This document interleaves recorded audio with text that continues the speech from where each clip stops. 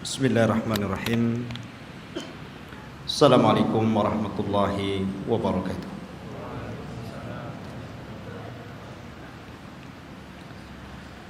Alhamdulillah.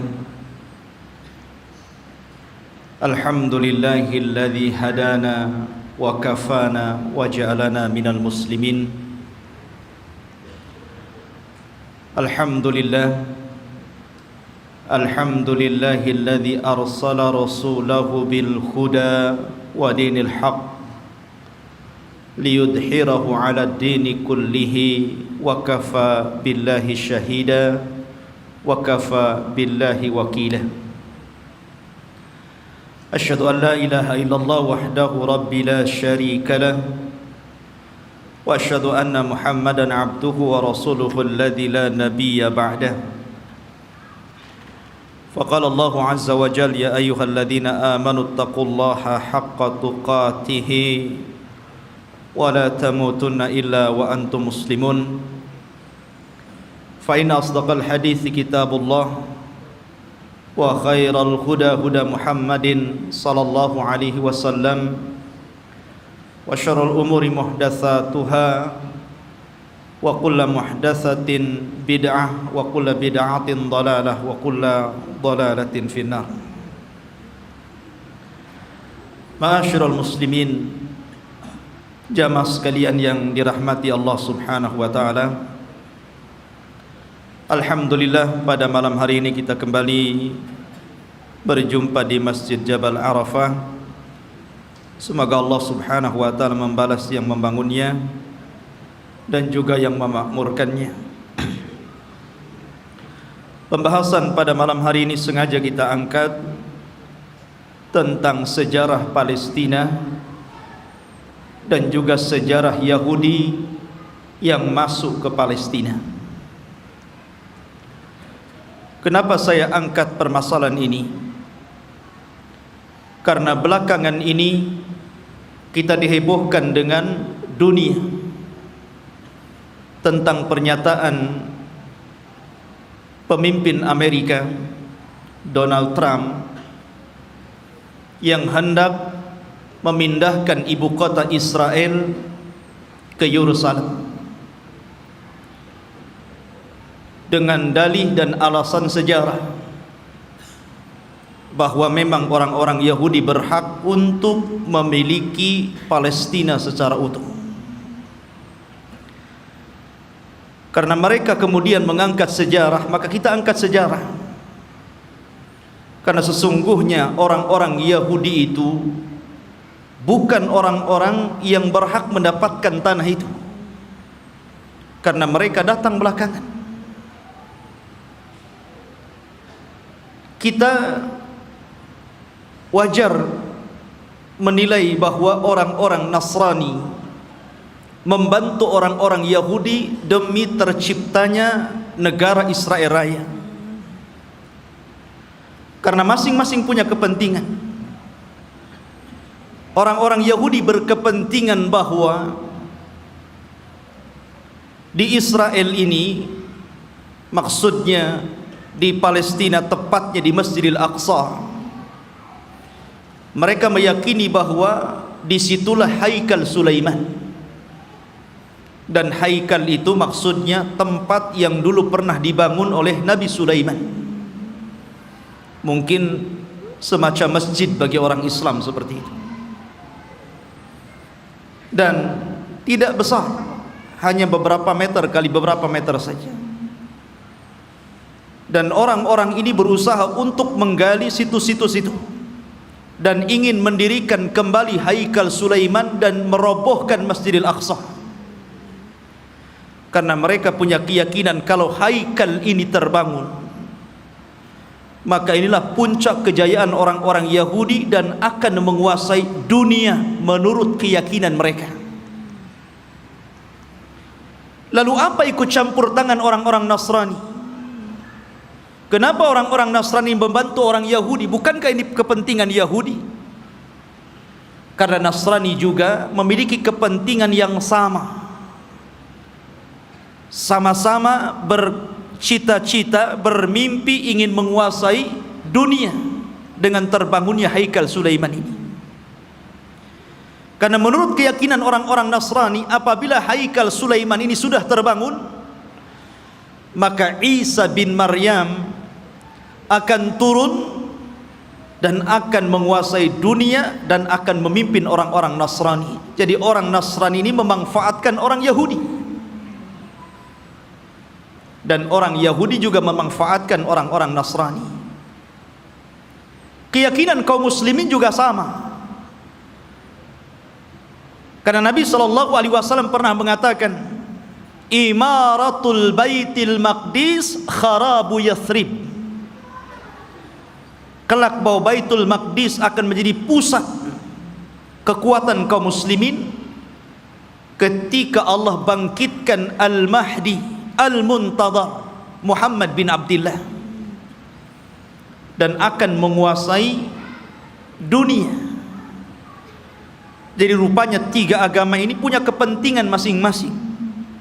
Yahudi punya kepentingan, Nasrani punya kepentingan, dan tentunya kita kaum muslimin juga punya kepentingan. Sama-sama bermimpi akan menguasai dunia. Tapi bagi umat Islam ini bukan mimpi, tapi ini sebuah kenyataan. Nabi SAW yang bersabda bahwa kelak kekuatan kaum muslimin akan menyatu di Syam, tepatnya di Palestina. Ma'asyiral muslimin rahimani wa rahimakumullah. Maka kita akan angkat sejarah Palestina dan juga sejarah orang-orang Yahudi ini. Sebelum saya angkat sejarah ini, saya ingin menjelaskan tentang fadail Palestina dulu, keutamaan negeri Palestina ini. Negeri Palestina, ikhwan, di situ ada satu kiblat yang dijadikan kiblat pertama dalam Islam. Karena ketika Nabi SAW salat, di awal salat sebelum Allah Subhanahu wa taala memalingkan kiblat, maka kiblatnya Rasul dan para sahabat menuju Baitul Maqdis. Barulah setelah kemudian Nabi SAW berdoa kepada Allah agar kiblat itu dialihkan ke Masjidil Haram. Turunlah ayat, qad nara taqalluba wajhika fis sama falanuwalliyannaka kiblatan tardaha fawalli wajhaka syatral Masjidil Haram. Baru setelah turun ayat ini, maka Nabi SAW kemudian menyuruh seluruh kaum muslimin sejak hari itu, bahkan sampai hari ini, bahkan sampai kiamat dibangkitkan, bahwa kiblat kita telah dirubah dari kiblatnya orang-orang Yahud menjadi kiblat kaum muslimin ke Baitullah Al-Haram. Dari sini menunjukkan bahwa ada sejarah bahwa Baitul Maqdis yang ada di Palestina adalah kiblatnya kaum muslimin. Dan Nabi SAW pernah di-Isra' Mi'rajkan oleh Allah dan sempat salat di Baitul Maqdis, bahkan menjadi imam bagi para nabi. Kemudian ikhwatu fiddin yang dimuliakan Allah Azza wa Jalla, negeri Palestina ini adalah negerinya para nabi dan rasul. Negeri ini adalah negerinya para nabi dan rasul. Negerinya Ibrahim alaihi salatu wassalam, negerinya Ishak, negerinya Ya'qub, negerinya Ismail dilahirkan di situ walaupun kemudian hijrah ke Mekah. Negerinya Daud alaihi salatu wassalam, negerinya Nabi Yusuf, negerinya Sulaiman, negerinya Yahya, dan para nabi banyak diutus di negeri ini. Jadi negeri ini adalah negerinya para nabi. Bahkan sebagian para nabi dikubur di sini, seperti Ibrahim alaihi salatu wassalam dikubur di Khalil, Palestina. Kemudian juga Nabi Yusuf alaihi salatu wassalam dahulu dikubur di Mesir, tapi kemudian jasadnya dibawa ke Palestina dan dikubur di Palestina. kemudian juga kuburannya Nabi Ishaq alaihi salatu wassalam, kuburannya Nabi Ya'qub, Nabi Harun, Nabi Musa. Seluruh para nabi ini dikubur di Palestina. Jadi ini memang negerinya para nabi, ikhwan. Negeri yang sangat suci, negeri tersuci ketiga setelah Mekah, Madinah, kemudian Syam. Dan Nabi sallallahu alaihi wasallam pernah bersabda, tuba lisyam, tuba lisyam, tuba lisyam. Kata Nabi SAW, beruntung orang-orang Syam itu, beruntung orang-orang Syam itu, beruntung orang-orang Syam itu. Kemudian sahabat bertanya, kenapa wahai Rasul? Karena Syam, para malaikat Allah mengepak-ngepakkan sayapnya di atas negeri itu, dan Palestina bagian daripada negeri Syam. Ma'asyiral muslimin, kita tahu bahwa Masjidil Aqsa adalah memiliki keistimewaan yang sangat besar. Sebagaimana ketika Allah Subhanahu wa taala menyebutkan keistimewaan Masjidil Haram, kemudian Masjidil Nabawi, maka Masjidil Aqsa juga sama. Orang yang salat di situ sebanding dengan orang yang salat 500 kali salat di masjid-masjid yang lainnya. Ini keistimewaan yang sangat besar. Bahkan para nabi, para ulama, orang-orang saleh banyak berziarah ke masjid ini. Negerinya para ulama, negerinya kitab-kitab. Banyak para ulama yang kemudian terlahir di negeri Palestina. Kita tahu bahwa Imam Syafi'i lahir di mana? Di Gaza, Gaza Palestina. Di sana ada Al-Asqalan. Kita kenal dengan Al-Imam Ibnu Hajar Al-Asqalani. Asqalan Palestina. Jadi banyak para ulama dunia, bukan ulama kecil, ulama dunia, itu lahir di Palestina. Bahkan Nabi SAW melarang tidak boleh safar dalam rangka ibadah kecuali di 3 tempat: Masjidil Haram, Masjid Nabawi, dan Masjidil Aqsa. Kata Rasul, la tushaddur rihal illa ila thalathati masajid.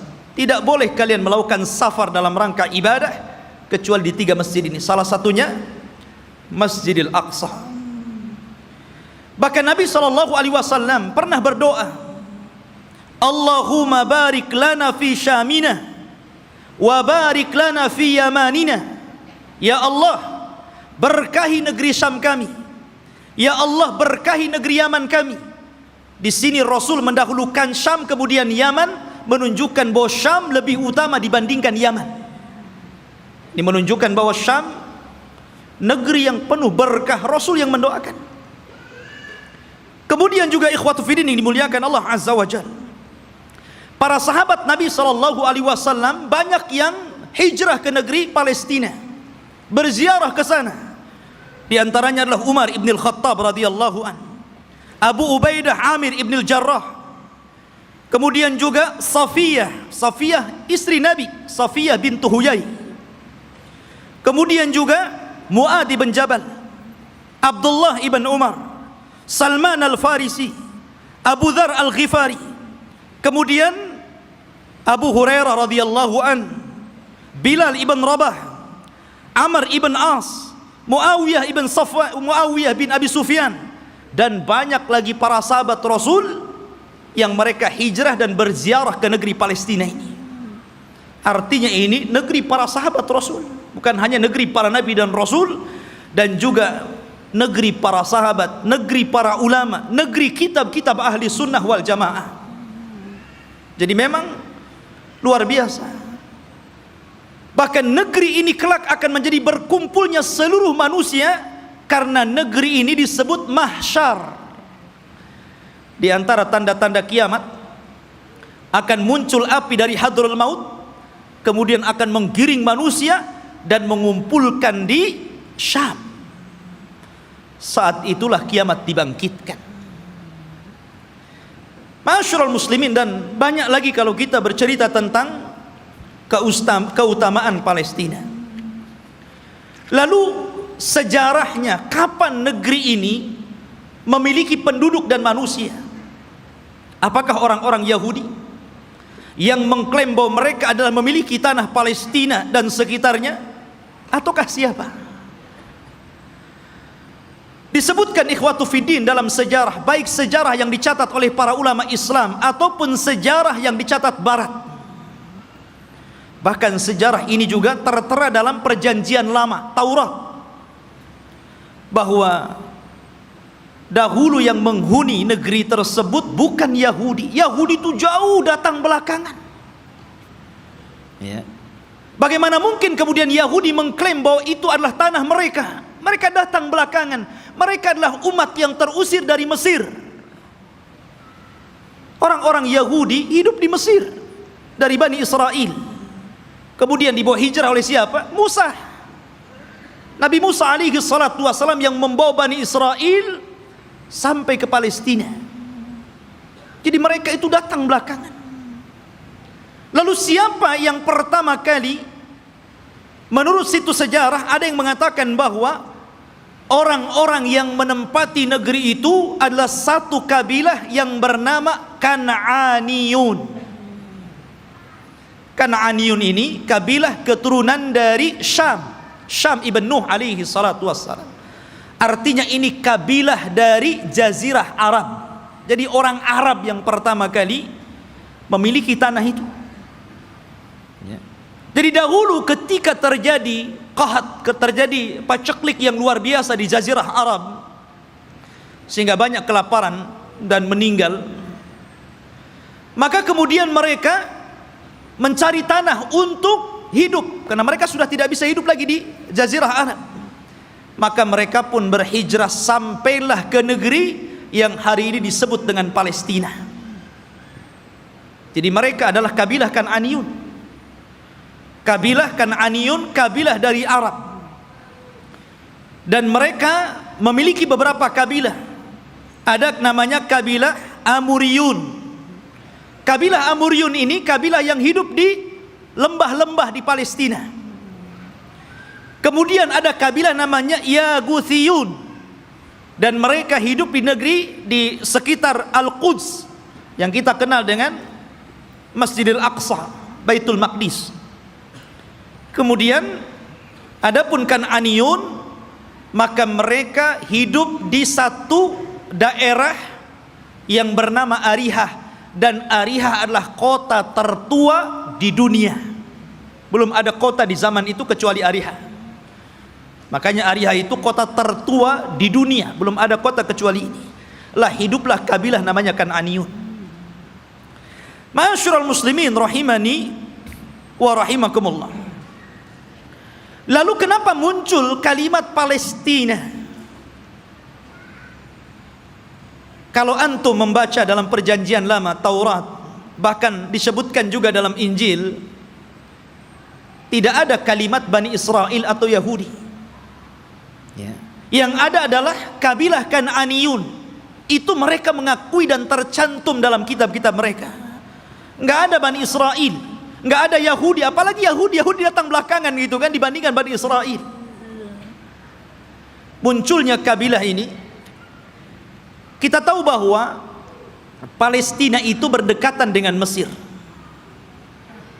karena dipisah dengan Sahara, hanya dipisah dengan padang pasir yang luas.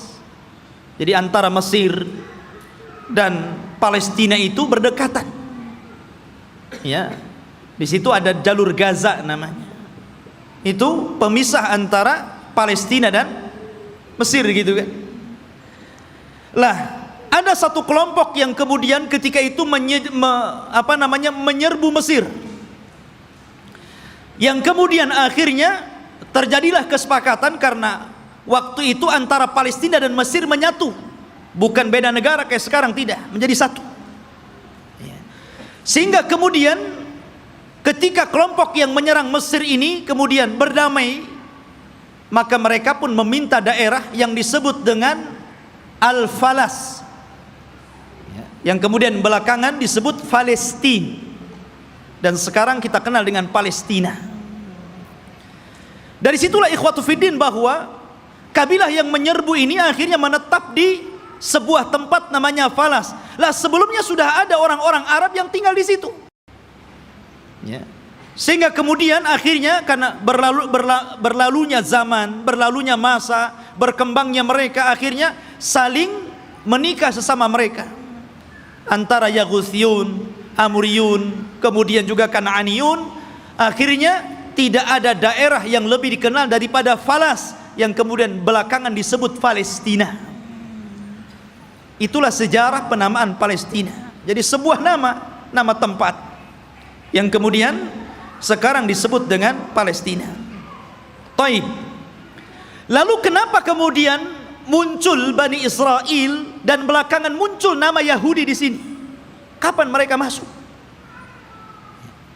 Kita tahu bahwa ikhwatu fiddin yang dimuliakan Allah Azza wa Jal, kalau kita cerita tentang Yahudi, berarti kita cerita tentang kisah Nabi Ya'qub. Nabi Ya'qub alaihi salatu wassalam dan anak keturunannya. Sedikit saya akan sebutkan tentang kisah Nabi Ya'qub dulu biar antum lebih paham dari mana munculnya orang-orang Yahudi Bani Israel ini. Nabi Ibrahim alaihi salatu wassalam, ikhwan, itu memiliki 2 istri dan 1 budak. Ibrahim itu memiliki 2 istri dan 1 budak. Walaupun yang kita kenal hanya memiliki 1 namanya Sarah dan memiliki budak namanya Hajar. Dia memiliki istri lain dan punya anak. Ya. Tetapi yang masyhur adalah dari Siti Sarah. Lahirlah seorang yang kemudian menjadi nabi penerus Ibrahim namanya Ishak. Nabi Ishak. Dari Ishak inilah kemudian lahir namanya Ya'qub. Ya'qub ini banyak saudaranya. Dan selalu ada konflik antara Ya'qub dan saudara-saudara Ya'qub yang lainnya. Lah Ya'qub ini anak Ishak yang paling saleh, yang kemudian menjadi penerus Ishak, menjadi nabi juga, Nabi Ya'qub namanya. Sehingga dia terkadang di malam hari selalu menyendiri, selalu pergi di malam hari. Dalam bahasa Arab, pergi di malam hari itu namanya Isra. Makanya ada Isra, ada Mi'raj. Isra itu perjalanan malam yang ditempuh Rasul dari Masjidil Haram ke Masjidil Aqsa. Ya. Kemudian karena Ya'qub ini selalu berjalan tengah malam, makanya kemudian dia pun disebut Israel. Karena Isra itu diambil dari suka berjalan tengah malam. Tapi ada juga yang mengatakan Isra itu artinya abdun dan il itu adalah Allah. Jadi artinya Abdullah. Karena Ya'qub itu selalu beribadah kepada Allah Subhanahu wa taala, maka orang-orang di zaman itu karena menggunakan bahasa Ibrani menyebutnya sebagai Israel. Jadi penamaan Israel itu dari siapa? Nabi Ya'qub. Ya. Dan Nabi Ya'qub alaihi salatu wassalam itu memiliki 4 istri, 2 sah dan 2 budak. Maksudnya yang 2 sah istri dia dan 2 budak, dan semuanya melahirkan anak, sehingga jumlahnya menjadi 12. Lah dari salah satu istri Nabi Ya'qub namanya Rahil, lahirlah seorang nabi yang kelak akan meneruskan Ya'qub kenabiannya, namanya Yusuf, dan juga saudaranya namanya Binyamin. Kita tahu bahwa sejarah ini ma'ruf, sering diceritakan kan. Yusuf dizalimi saudara-saudaranya, akhirnya kemudian dibuang ke sumur, kemudian dipungut oleh para pedagang, sampailah di Mesir, kemudian dibeli oleh para pejabat Mesir, kemudian belakangan menjadi bendaharawan Mesir. Dari sinilah kemudian Yusuf memborong seluruh keluarganya dari Palestina menuju Mesir. Tidak ada satupun keturunan Ya'qub yang tinggal di Palestina. Semua berangkat ke Mesir. Tidak ada satupun. Jadi 12 saudara Nabi Yusuf itu semuanya berangkat ke Mesir, dan ditampung oleh Nabi Yusuf alaihi salatu wassalam karena dia telah menjadi pejabat besar di Mesir, bendaharawan, dan sangat dihormati oleh kerajaan Mesir ketika itu. Lah selama Nabi Yusuf hidup, maka Yakub dan anak-anaknya diberikan sebuah daerah, kemudian mereka hidup di situ, dan mereka mendapatkan fasilitas yang luar biasa disebabkan oleh Nabi Yusuf alaihi salatu wassalam. Maka beranak pinaklah orang-orang ini yang kemudian keturunan dari 12 putra Yakub disebut Bani Israel. Keturunan Israel, Nabi Yakub.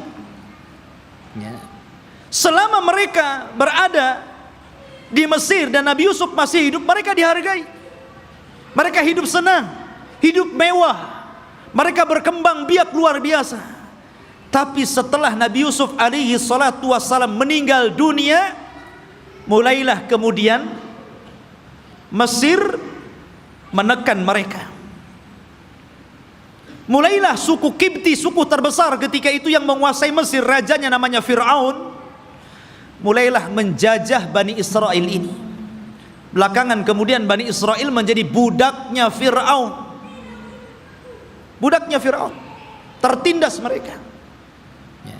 Karena tertindas inilah, maka kemudian Allah subhanahu wa ta'ala utus kepada mereka secara singkat siapa? Nabi Musa. Nabi Musa diutus kepada mereka menjadi Rasul Bani Israel dan untuk mendakwahi Fir'aun. Dan subhanallah ikhwan,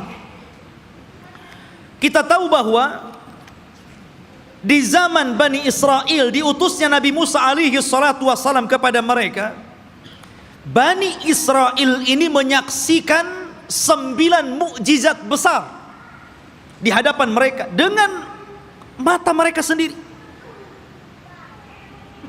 Ketika mukjizat itu turun kepada bangsa Fir'aun, orang-orang Bani Israel juga melihat. Dan 9 mukjizat itu disebutkan di dalam Al-Quranul Karim. Yang pertama, mukjizat yang kita dikenal dengan hajar, batu. Batu yang mengeluarkan 12 mata air. Dan Allah subhanahu wa ta'ala mengatakan, wa idistasqa Musa liqaumihi faqul nadrib bi asakal hajar fanfajarat minhu ithnata asyrata ainan.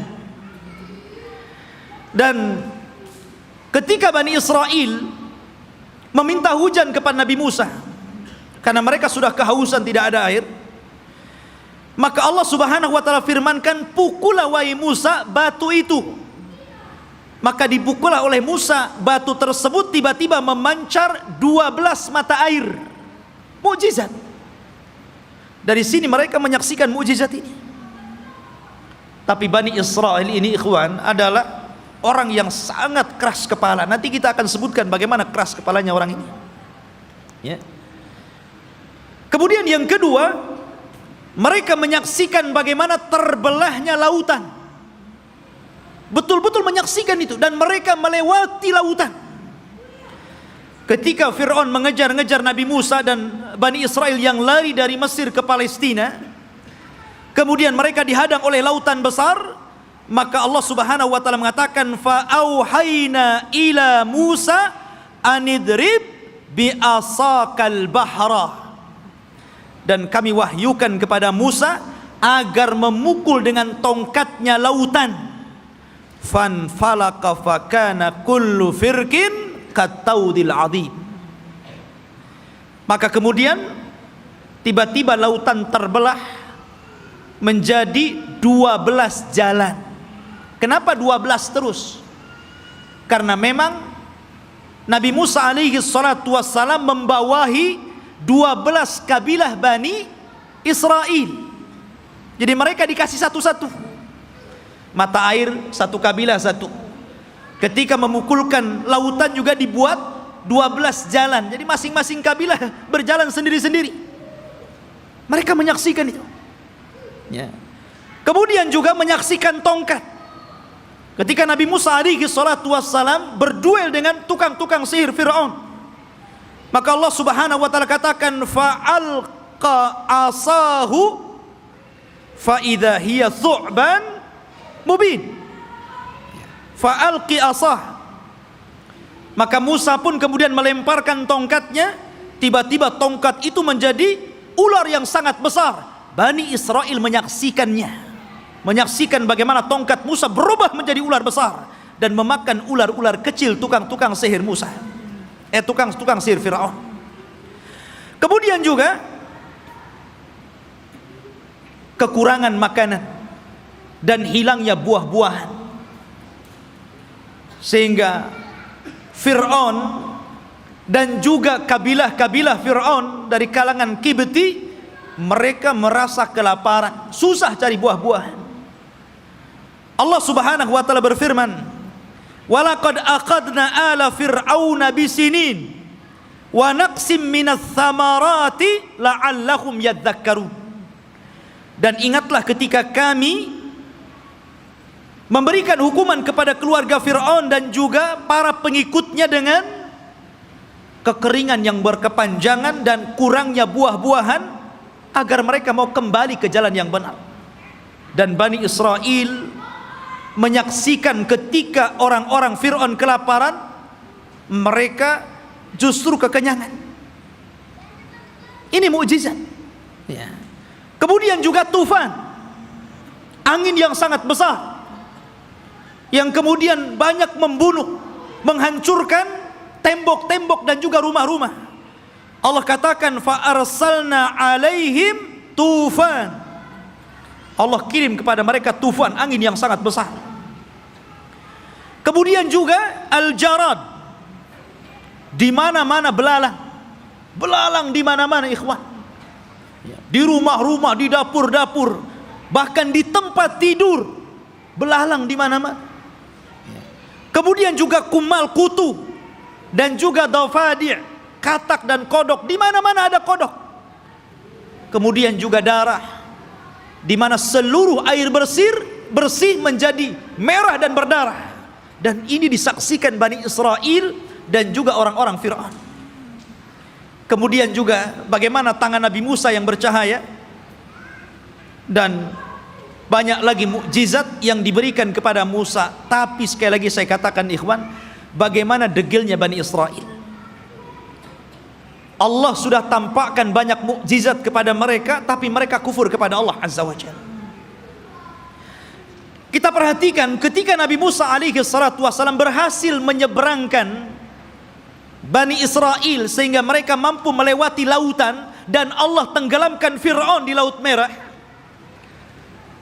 Mulailah kemudian ketika mereka melewati satu kabilah, dan kabilah itu menyembah berhala, tiba-tiba satu di antara mereka datang kepada Musa dan mengatakan, ij'al lana ilahan kama lahum alihah. Heh Musa, jadikan untuk kami berhala-berhala sebagaimana mereka punya berhala untuk disembah. Lihat,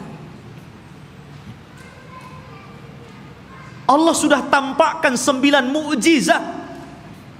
Harusnya mereka makin beriman, kan begitu? Ini sudah diseberangkan, lihat ada orang nyembah berhala, minta pula berhala. Bani Israel, ikhwan. Inilah wataknya orang-orang Yahudi. Makanya Nabi SAW ketika perang Hunain kemudian melewati ada pohon yang di zaman jahiliyah selalu digantungkan pedang dengan keyakinan bahwa kalau mereka gantungkan pedang di situ, maka pedang itu akan ditransfer kekuatan, dan apabila dipakai maka pedang itu akan mudah untuk membunuh musuh. Itu keyakinan orang musyrik tabaruk dengan pohon bidara. Maka sahabat mengatakan, ya Rasulullah, jadikan jugalah pohon sama seperti pohonnya orang-orang musyrik, biar sebelum perang kita gantungkan juga pedang kita di situ. Oh, Rasul marah. Allahu Akbar, kata Rasul.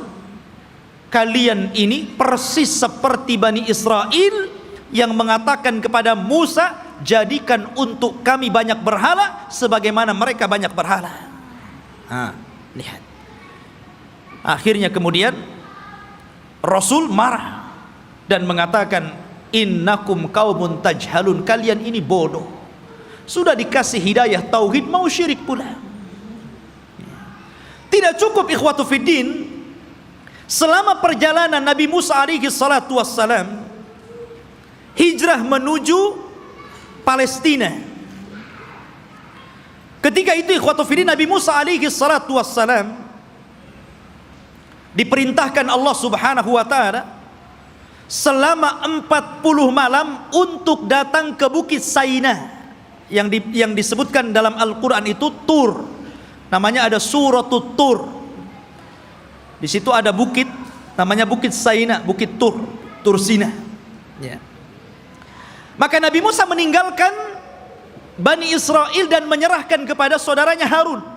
Jadi Harun itu sebagai wakil Musa supaya menjaga akidah Bani Israel, karena dia akan diturunkan kitab termulia pertama yang Allah turunkan, namanya Taurat. Nabi Musa berangkat menuju Tur, kemudian Allah turunkan Taurat dan Allah catat Taurat dengan tangannya. Satu-satunya kitab yang dicatat oleh Allah langsung adalah Taurat. Maka Musa pun kemudian membawa Taurat itu pulang. Sesampainya di Bani Israel, marah Musa. Kenapa? Rupanya Bani Israel yang dulu menyembah Allah, tiba-tiba mereka berubah menjadi penyembah patung sapi, namanya Samiri. Bayangkan, ditinggal 40 hari bisa kufur. Padahal mereka sudah melihat 9 mukjizat besar. Bani Israel ya. Mereka sudah melihat 9 mukjizat, hanya ditinggal 40 hari oleh Nabi Musa bisa kafir, menyembah Samiri, patung sapi. Maka kemudian Nabi Musa marah kepada siapa? Kepada Harun. Sampai disebutkan di dalam Al-Quran, Nabi Musa marah, kemudian mengambil rambutnya Harun dan memegang janggutnya seperti ini, kemudian tarik ke depan. Kalau antum nggak ada janggutnya susah lah. Pegang kepala, pegang janggut, kemudian ditarik sama Musa. Maka Nabi Harun mengatakan, ya bena la ta'khud bilihyati wa bira'si. Wahai anak saudara kandung, jangan kau ambil kepala dan janggutku. Kemudian, innal qauma istad'afuni wa kadu yaqtulunani. Sesungguhnya Bani Israel itu tidak menganggap aku, bahkan mereka mau membunuhku. Bayangkan ya. Sudah meremehkan Nabi Harun, mereka pula akan membunuh Nabi Harun. Jadi kalau Nabi Harun menghalang-halangi mereka menyembah Samiri, maka Harun akan dibunuhnya. Kata Harun, bisa apa aku ya. Maka kemudian Nabi Musa alaihi salatu wassalam diturunkan oleh Allah azza wa jal satu syariat agar mereka bertobat. Bagaimana cara bertobatnya? Mereka diberikan pisau dan agar mereka membunuh diri-diri mereka, gara-gara mereka sudah beralih agama, menyembah Samiri. Dan Allah subhanahu wa ta'ala katakan, wa idh qala Musa liqaumihi ya qaumi innakum zalamtum anfusakum bittikhadikumul ijla fatubu ila bari'ikum faqtulu anfusakum. Dan ketika Musa berkata kepada kaumnya, hei kaumku, kenapa kalian mendolimi diri kalian? Kenapa kalian berubah keyakinan kalian? Kalian sembah Samiri, patung sapi itu. Maka bertobatlah kalian kepada Allah dengan cara bunuhlah diri-diri kalian. Lihat, tobatnya zaman dulu ngeri, Pak ya. Ini tobatnya zaman dulu. Kalau orang sekarang enak tobatnya kan, orang muslim kemudian murtad, tinggal balik lagi syahadat. Orang dulu nggak kayak gitu ya. Kalau murtad ambil pisau bunuh. Untung antum jadi umatnya Rasul. Ini umatnya Nabi Musa berat. Tobatnya megang pisau dibunuh sendiri. Maka Nabi Musa mengatakan, taatilah hukum Allah ini, isma'u wa ati'u, dengarkan dan taati. tiba-tiba mereka mengatakan sami'na wa asaina. Ya, kami dengar, tapi kami bermaksiat. Gak mau. Makanya Nabi SAW pernah marah kepada para sahabatnya gara-gara ketika Allah Subhanahu wa taala turunkan ayat di akhir surah Al-Baqarah, ketika Allah Subhanahu wa taala berfirman tentang masalah amalan hati yang akan dihisab. Wa in tukhfu ma fi sudurihim wa in tubdu aw tukhfuhu yuhasibkum bihillah. Apapun yang kalian tampakkan dari amalan kalian, apapun yang kalian sembunyikan dari amalan kalian, maka Allah akan menghisab kalian. Sahabat mendengar ayat ini berat. Kalau yang tampak bolehlah, kalau yang enggak tampak macam mana pula dihisab. Karena setiap orang itu tidak lepas daripada hati yang terkadang punya keinginan untuk berbuat jahat walaupun tidak sampai. Semua orang kan seperti itu. Tidak mungkin hati itu bersih terus kan mau melakukan kebaikan. Terkadang hati kita ini memiliki keinginan yang berbeda, kejahatan. Kalau yang tersembunyi akan dihisab berat bagi kami wahai Rasul. Maka Nabi SAW marah dan mengatakan atakuluna kama qalat ahlul kitabaini qalu sami'na qulu sami'na wa ata'na. Maka mereka mengatakan sami'na wa asaina. Apakah kalian akan mengatakan seperti perkataan ahli kitab yang disuruh oleh nabinya sami'na wa ata'na, malah mengatakan sami'na wa asaina? Katakan sami'na wa ata'na. Maka sahabat pun kemudian akhirnya mengatakan sami'na wa ata'na. Dari situlah kemudian mereka mendapatkan keringanan. Maka turunlah ayat la yukallifullahu nafsan illa wus'aha. Allah tidak akan membebankan kecuali yang kalian mampu melakukannya. Turun keringanan setelah mengatakan sami'na wa ata'na ini. Lah orang-orang Bani Israel ini bukannya sami'na wa ata'na tapi sami'na wa asaina. Marah Nabi Musa karena mereka tidak mau bertobat dengan cara membunuh diri-diri mereka. Akhirnya Nabi Musa alaihi salatu wassalam berdoa kepada Allah agar bukit Tur itu diangkat. Kemudian berada di atas kepala mereka. Mau tobat atau mau dibanting di bukit Tur ini. Coba. Bukit Tur diangkat dan mereka ada di bawahnya. Dan Allah katakan wa idna taqnal jabala fawqahum ka'annahu dhullatun wa dhannu annahu waqi'un bihim khudhu ma atainakum biquwwah wadhkuru ma fihi la'allakum tattaqun. Allah gambarkan ini. Dan ketika kami angkat gunung Tur itu, kemudian seolah-olah gunung itu akan menimpa mereka. Kemudian mereka diingatkan dengan nikmat Allah. Diingatkan bagaimana mereka dulu diperbudak oleh Fir'aun, kemudian diselamatkan oleh Musa, kemudian diberikan nikmat yang banyak. Kalian masih kufur? Barulah ketika bukit akan dibantingkan kepada mereka, barulah mereka mengambil pisau dan membunuh mereka. Oh, jadi mereka melaksanakan itu kalau di bawah ancaman. Itulah Bani Israel, Yahudi itu. Ma'asyiral muslimin rahimani wa rahimakumullah. Belum sampai di situ. Ketika sebagian mereka melihat bagaimana saudara-saudara mereka harus membunuh diri-diri mereka karena mereka telah berpindah keyakinan menyembah Samiri. Rupanya yang melihat kejadian itu juga tidak mau bertobat, tetap juga kufur. Suatu ketika mereka meminta kepada Nabi Musa alaihi salatu wassalam untuk diturunkan maidatan minas sama, makanan tetapi langsung yang membuat Allah dan diturunkan dari langit. Anda bisa bayangkan coba, minta makanan tapi diturunkan dari langit. Apakah kemudian keinginan mereka ditolak? Tidak. Keinginan mereka dikabulkan. Subhanallah. Akhirnya diturunkan makanan namanya manna wassalwa. Manna, diturunkan makanan itu jatuh dari langit, kemudian bergantungan di pohon-pohon. Maka mereka tinggal naik, tinggal diambil makanan itu. Kemudian salwa, sejenis daging burung. Enak makanannya. Gimana enggak enak, langsung dari langit makanannya. Ya. Subhanallah.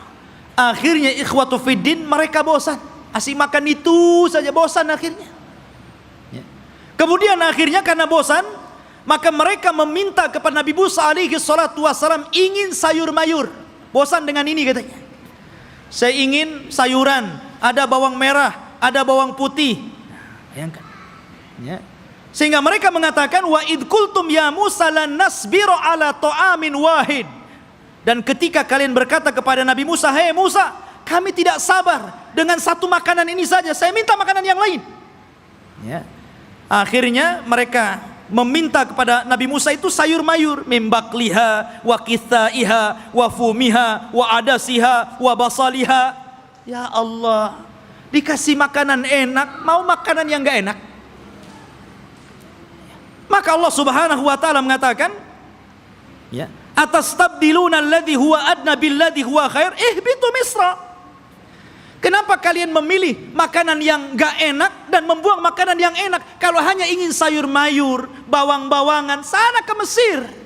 Antum tinggal pergi ke kota, beli ada. Kenapa mesti harus kemudian diturunkan dari langit? Degilnya Bani Israel, ikhwan. Ya, sudah Allah Subhanahu wa taala utamakan mereka, tetap saja mereka kufur kepada Allah Subhanahu wa taala. Bahkan suatu ketika ikhwatu fiddin, ini masih di tengah perjalanan hijrah mereka sampai ke Palestina ini, di sepanjang jalan mereka itu diperlihatkan mukjizat yang banyak. Akhirnya suatu ketika ada salah seorang terbunuh. Kemudian Allah Subhanahu wa taala mewahyukan kepada Nabi Musa agar memotong seekor sapi betina. Kemudian dipukulkan dagingnya kepada orang yang mati, maka dia akan hidup sesaat dan akan menyebut siapa pembunuhnya. Tapi orang Bani Israel ini tidak mau melaksanakan dan mengira itu adalah olok-olokan dari Musa. Gimana Musa ini? Kita ini mencari siapa yang membunuh orang ini. Kenapa disuruh menyembelih seekor sapi? Apa kaitan pembunuhan dengan seekor sapi? Maka Musa mengatakan, sudah, lakukan saja. Kalau mereka melakukan, selesai sebenarnya. Tapi mereka mengatakan, sapinya seperti apa? Warnanya kayak apa? Kemudian sapi ini sudah dibajak atau belum? Coba nyari yang susah. Ya. Akhirnya kemudian disifatkan tuh oleh Allah Subhanahu wa taala bagaimana sapinya. Sapinya safraun faqi'ul launuha tasurrun nadirin. Warnanya harus kuning mengkilat, yang kalau orang lihat itu senang. Kan belum tentu ada orang senang, ini harus senang kalau orang-orang melihat. Susah juga kan? Ya. Awanun baina dzalik, harus nggak boleh tua, nggak boleh muda. Ya. La dalulun fihi wala, dan tidak juga pernah dipekerjakan, artinya tidak pernah dijadikan untuk membajak sawah dan kebun. Pokoknya sulit. Makanya Allah mengatakan, hampir-hampir mereka tidak mendapatkan sapi itu. Bukan tidak ada sapinya, ada sapinya, tetapi mereka tidak sanggup menebusnya, karena Allah takdirkan sapi itu yang punya anak yatim. Kemudian karena itu satu-satunya warisan dari orang tuanya, anak yatim yang saleh, dari keluarga yang saleh. Maka malaikat menjelma manusia, ngomong sama anak yatim itu, nak, nanti sebentar lagi ada orang yang akan menawar sapimu. Jangan kau kasih kecuali kau jual dengan seberat emas seberat sapimu. Gimana kan coba? Ngumpulkan emas seberat sapi itu gimana itu? Ya. Akhirnya kemudian karena memang itulah syaratnya gitu kan, harus membeli sapi dengan seberat emas sebesar sapi, ya terpaksa orang-orang mengumpulkan apa yang diminta anak itu. Kaya anak ini kan gitu. Ya, coba. Seperti itu ta'annutnya orang-orang Bani Israel. Jadi memang, aduh, orang Bani Israel ini keras kepala. Jadi antum jangan kayak Bani Israel, keras kepala. Ya. Bahkan setelah kejadian ini betul-betul mendapatkan sapi, kemudian dipukulkan kepada orang mati dan hidup lagi, kemudian menyebut siapa pembunuhnya. Bukannya mereka bertobat dengan melihat mukjizat ini, bahkan summa qasat qulubuhum, malah keras hatinya ikhwan, makin keras. Bahkan Allah mempermisalkan, kalau hati ini keras, batu loh, kalau terkena tetesan air bisa bolong. Tapi hatinya Bani Israel lebih keras daripada batu. Tuh, bayangkan. Itu Bani Israel. Seperti itulah orang-orang Yahudi. Akhirnya ikhwatu fiddin, setelah kemudian mereka pun berjalan jauh meninggalkan Mesir gitu kan. Ada sebuah kejadian. Mereka tersesat. Mereka tersesat dan tidak bisa masuk dan meneruskan perjalanan. Karena ada satu wasiat Nabi Yusuf yang belum pernah mereka tunaikan. Di mana Nabi Yusuf itu berwasiat agar jasadnya dipindah dari Mesir dan dikubur di Palestina. Dan ketika itu tidak ada yang tahu di mana letak kuburan Nabi Yusuf alaihi salatu wassalam kecuali seorang nenek tua.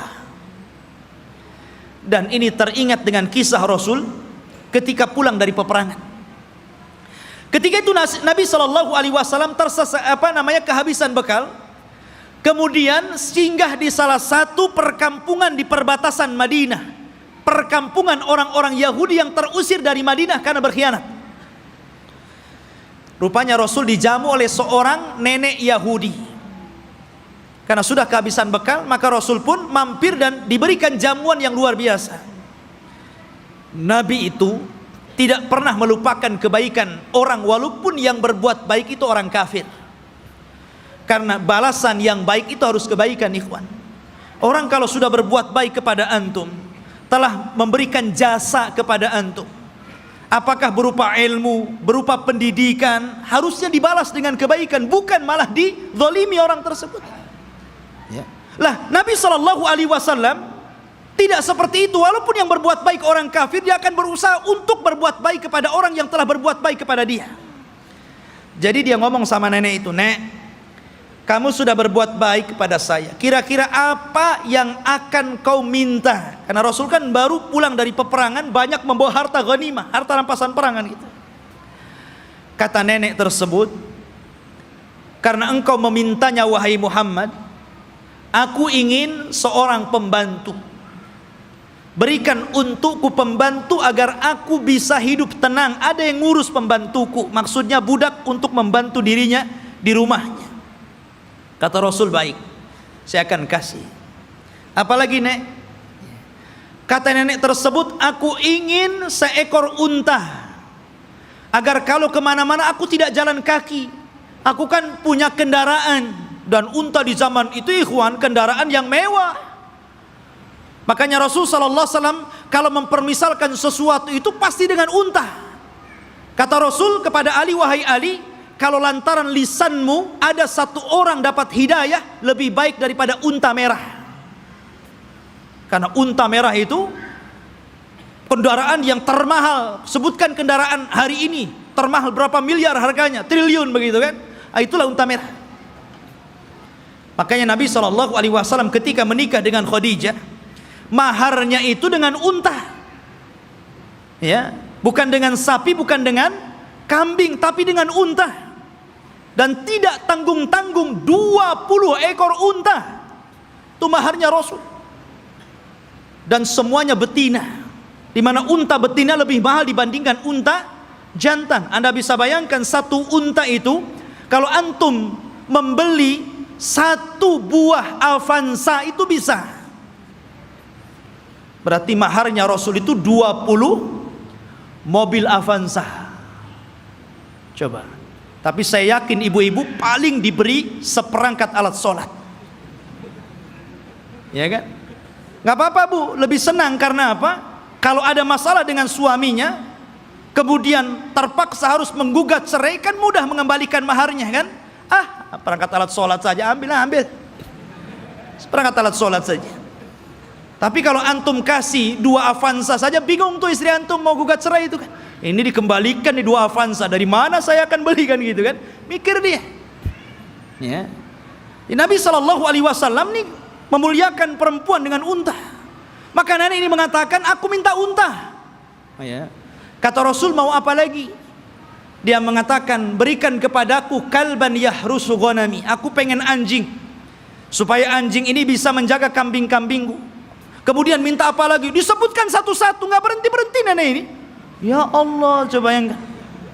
Ana datang ke rumah antum, kemudian antum kasih makan, kasih minum, oke lah, kenyang, dijamu luar biasa gitu kan.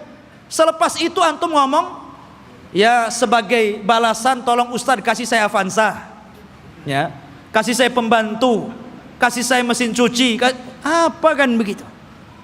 Masa seperti itu gitu balasannya? Mahal sekali. Maka Nabi mengingatkan kepada nenek itu, heh nenek, ya, apakah engkau lemah untuk menjadi seorang nenek di zaman Bani Israel? Sahabat heran, apa maksudnya? Rasul, apa maksudnya nenek di zaman Bani Israel itu? Kita masuk dalam cerita ini. Jadi ketika Nabi Musa mencari kuburan Nabi Yusuf, tidak ada yang tahu kecuali seorang nenek di zaman Bani Israel. Dia yang tahu di mana letak kuburannya. Maka Musa mengatakan, wahai nenek, tunjukkan kepadaku di mana kuburan Nabi Yusuf. Kami akan bawa jasadnya dan kami kubur di Palestina. Kata nenek tersebut, tunggu dulu, semua ada bayarannya. Ya. Nggak main tunjuk-tunjuk saja, ada bayarannya. Kata Nabi Musa, apa bayarannya? Sebutkan. Maka nenek ini mengatakan, ya Musa, inni uridul jannah wa inni uridu ma'aka fil jannah. Wahai Musa, aku ingin sorga dan aku ingin bersama kamu di sorga. Subhanallah. Dia tidak ingin dunia. Tapi tentu ini lebih parah dibandingkan nenek di zaman Rasul kan gitu. Di zaman Rasul dunia, pengen unta kasih untai, ini minta sorga lebih tinggi lagi. Masa hanya nunjukkan kuburan Nabi Yusuf minta sorga? Ya Musa diam sajalah. Dia tidak punya sorga, apa yang mau dibuat? Akhirnya Musa diam sampai Allah mengutus Jibril, kemudian mengatakan, ya Musa, Allah mengabulkan permintaan nenek itu. Baru Musa bersuara, ya kalau begitu engkau akan jadi kawanku di sorga. Sekarang cepat tunjukkan di mana kuburannya. Ya. Akhirnya ditunjukkan kuburannya, dibawalah Nabi Yusuf, jasadnya sampai akhirnya dikuburkan di Palestina. Ya kan? Ma'asyiral muslimin rahimani wa rahimakumullah. Kemudian ketika Nabi Musa alaihi salatu wasallam sudah dekat ke Baitul Maqdis, maksudnya ke daerah Palestina, sudah mendekati daerah Palestina ini, berada di tengah padang pasir. Karena saya katakan antara Mesir dan Palestina ini terpisah dengan padang pasir yang luas sekali. Jadi Musa ini tersesat akhirnya. Tapi kemudian Nabi Musa mendapatkan jalan setelah membawa jasadnya Nabi Yusuf dan hampir mendekati Palestina. Lah di Palestina itu, di negeri Arya, kan saya katakan dari awal sebelumnya sudah ada manusia di situ. Dari Kanaaniyun, Yaguthiyun, Amuriyun, sudah ada orang-orang di situ. Sudah menguasai Palestina, sehingga Musa tidak mungkin membawa Bani Israel begitu saja, harus berperang dulu dengan penduduk asli di situ. Ya. Maka kemudian Nabi Musa alaihi salatu wassalam meminta kepada Bani Israel untuk siap-siap perang. Kita akan rebut Baitul Maqdis. Siap-siap kalian. Kita akan menyerbu mereka. Maka mereka mengatakan, setelah Nabi Musa menyebutkan, wa idh qala Musa liqaumihi ya qaumi dzkuru ni'matallah alaikum ij'ala fikum anbiya wa ja'alakum mulukan wa ataakum ma lam yu'ta ahadan minal alamin. Ketika Musa berkata, hei kaumku, ingatlah nikmat Allah, bagaimana dahulu kalian menjadi budak di Mesir, kemudian diutus kepada kalian nabi, kemudian dijadikan kepada mereka raja yang memimpin kalian, disebutkan nikmat yang banyak. Kemudian Musa mengatakan, ya qaumi dkhulul ardal muqaddasata allati kataballahu lakum wala tartaddu ala adbarikum fatanqalibu khasirin. di hadapan kalian ada negeri yang disucikan. Masuklah kalian ke negeri itu, karena negeri itu telah ditulis oleh Allah Subhanahu wa taala untuk kalian. Jangan mundur sedikit pun. Kalau kalian mundur, kalian akan menjadi orang yang rugi. Kita akan perang. Tapi mereka mengatakan apa? Qalu ya Musa, inna fiha qauman jabbarin. Nabi Musa, kamu kan tahu negeri itu banyak jabbarin, banyak para pemimpin hebat, banyak para pemimpin bengis. Inna lanadkhulaha, kami tidak akan masuk hatta yakhruju minha, sampai orang-orang itu keluar. Fa in kharaju minha fa inna dakhilun, kalau mereka sudah keluar dari negeri itu, kami yang masuk. Lihat, kata Nabi Musa alaihi salatu wassalam, ada dua orang laki-laki yang diberikan nikmat oleh Allah azza wa jalla. Qala rajulan minal ladzina yakhafuna an amallahu alaihima, dari orang-orang yang takut kepada Allah, Allah berikan nikmat kecerdasan kepada dua orang itu, dan mengatakan udkhulu alaihimul bab fa idza dakhaltumuhu fa innakum ghalibun wa 'alallahi fatawakkalu in kuntum mu'minin. Sudah, kalian siap-siap saja, kita akan masuk ke negeri itu, kalian pasti menang, dan tambatkan hati kalian kepada Allah Subhanahu wa taala. Tapi mereka mengatakan, qalu ya Musa innalan nadkhulaha abadan. Nabi Musa, kami tidak akan masuk selama-lamanya. Madamu fiha, kalau orang-orang itu masih di situ. Idhhab anta wa rabbuka faqatila innaha huna qaidin. Sudah, kamu saja berdua dengan Harun masuk, kalian berperang bersama Rob kalian, kami duduk-duduk saja di sini dulu. Coba bayangkan, ini Bani Israel, orang Yahudi ini, nyuruh Nabi Musa berdua berperang, mereka duduk-duduk nunggu menang baru masuk. Makanya perbedaan sahabat Rasul dengan perbedaan sahabat Nabi Musa alaihi salatu wassalam tidak demikian. Mereka mengatakan kami berperang bersama Rasul. Ketika perang Ahzab dan dimenangkan kaum muslimin, darah para sahabat belum kering, masih bercucuran, belum lagi beristirahat. Tiba-tiba Nabi SAW diwahyukan malaikat Jibril dan mengatakan, hei Muhammad, katakan kepada pasukanmu, para sahabatmu, berangkat ke Bani Quraidah, kepung mereka, serbu mereka, karena mereka sudah berkhianat. Sahabat belum istirahat, baru menang di perang Ahzab, darah mereka masih bercucuran. Tiba-tiba Rasul mengumpulkan pasukan dan mengatakan, idhabu ila Bani Quraidah fala tusalliyanna ahadukumul asra illa fi Bani Quraidah. Kata Rasul, berangkat kalian semua, serbu Bani Quraidah, jangan sholat asar di jalan sampai kalian tiba di Bani Quraidah, serbu mereka. Tapi sahabat mengatakan sami'na wa ata'na, berangkat mereka. Makanya Allah Subhanahu wa taala katakan, lilladzina stajabu lillahi walir rasul min ba'di ma asabahumul qarah lilladzina ahsanu minhum wattaqau ajrun adzim. Bagi orang-orang yang mereka memenuhi panggilan Allah dan Rasulnya, setelah mereka ditimpa luka-luka peperangan, mereka mendapatkan pahala yang besar jika mereka berbuat baik dan bertakwa terus kepada Allah Subhanahu wa ta'ala. Itulah sikap para sahabat.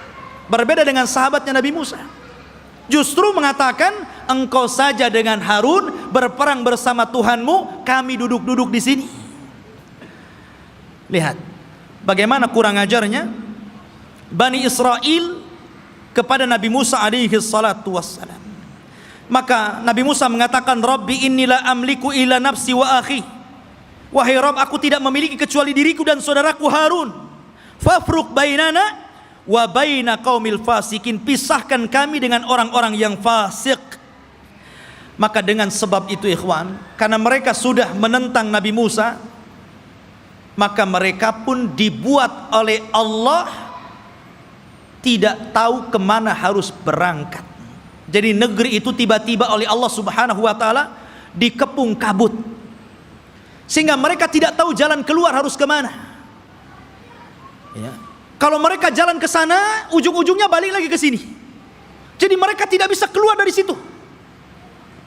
Disitulah Allah Subhanahu wa ta'ala takdirkan Nabi Musa alaihi salatu wassalam meninggal dunia sebelum masuk ke negeri Al-Muqaddasah ini. Meninggal dunia Nabi Musa. Ya, setelahnya sebelumnya Harun, kemudian Nabi Musa alaihi salatu wassalam. Dan di situ ada kejadian yang luar biasa. Nabi Musa alaihi salatu wassalam difitnah oleh Qarun. Difitnah oleh Qarun. Ya. Dan kisah Qarun ma'ruf. Akhirnya belakangan ditenggelamkan oleh Allah Subhanahu wa taala ke dasar bumi dengan hartanya. Sehingga ada istilah harta Qarun katanya. Tapi yang jelas bahwa Nabi Musa meninggal dunia dan ketika itu digantikan oleh pembantunya namanya Yusha ibn Nun. Akhirnya dia pun diangkat menjadi nabi. Yusha bin Nun ini adalah kawannya Nabi Musa dan juga pembantunya. Dialah yang menemani Nabi Musa ketika mencari Khidir. Kemudian Nabi Musa belajar kepada Khidir. Dan kisah Musa dengan Khidir ma'ruf disebutkan dalam surah Al-Kahfi dan diisyaratkan, walaupun Khidir tidak ada namanya dalam Al-Quran tapi isyaratnya ada. Tapi yang jelas bahwa Yusha bin Nun lah yang kemudian berhasil membawa Bani Israel dan masuk ke Baitul Maqdis. Allah menangkan dalam peperangannya. Jadi Nabi Yusha inilah yang membawa pasukan kemudian berperang dan berhasil menguasai Baitul Maqdis. Dari sini menunjukkan bahwa Bani Israel ini mereka menjajah, bukan asli situ. Mereka datang dari Mesir dengan Nabi Musa, kemudian Nabi Musa meninggal, diganti oleh Yusha bin Nun, kemudian merebut Palestina dan mereka menjadi tinggal di situ. Jadi Palestina bukan milik orang Yahudi, mereka yang menjajah di situ. Ya. Barulah kemudian Yusha bin Nun masuk ke Masjid Al-Aqsa yang sekarang disebut dengan Baitul Maqdis, sekarang Masjid Al-Aqsa. Disitulah Allah Subhanahu wa taala memerintahkan kepada Yusha ibn Nun, karena ketika itu ikhwan, peperangan ini sangat sengit. Ya. Kebetulan perang itu terjadi di hari Jumat dan tidak boleh berperang di hari Sabtu, karena orang Yahudi sangat mengistimewakan hari Sabtu. Alasannya apa? Karena hari Sabtu itu hari cutinya Allah. Kenapa Allah cuti? Karena Allah lelah setelah menciptakan langit dan bumi. Diawali hari Ahad dan diakhiri hari Jumat. Allah lelah, maka Allah beristirahat. Maka hari Sabtu hari istirahatnya Allah setelah Allah menciptakan langit dan bumi selama 6 hari. Jadi mereka mengatakan ini hari cuti Allah. Kalau Allah saja cuti, kita juga cuti katanya. Jangan berperang.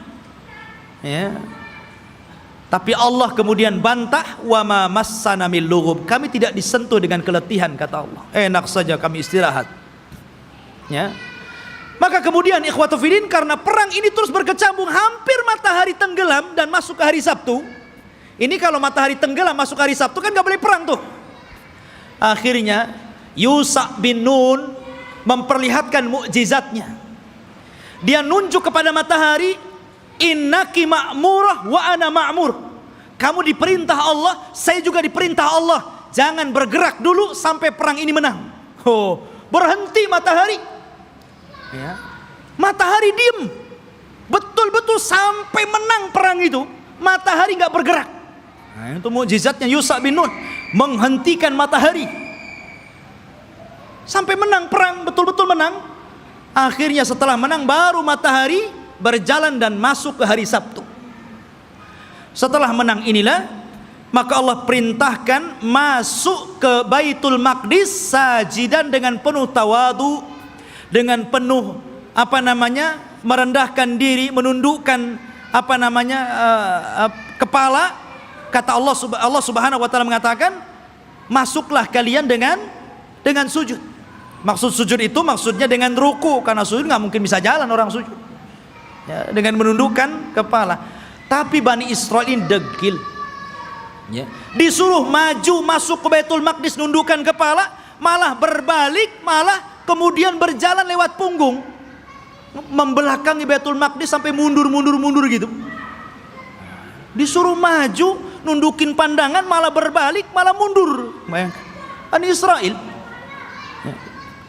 sudah dikasih mukjizat, ditampakkan matahari, masih juga menentang Yusha ibn Nun. Bukan itu saja, mereka disuruh untuk membaca Hittah.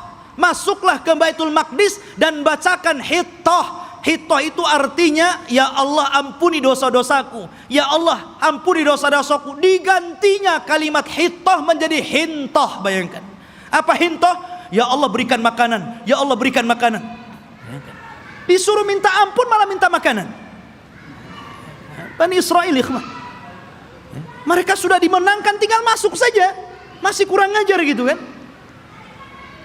Ma'asyiral muslimin rahimani wa rahimakumullah.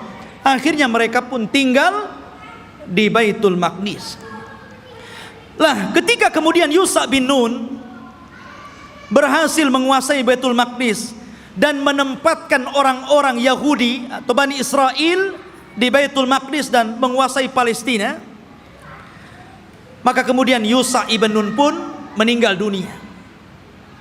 Ketika Yusha ibn Nun meninggal dunia, maka di sini ikhwatu fiddin yang dimuliakan Allah Azza wa Jalla, ketika itu Bani Israel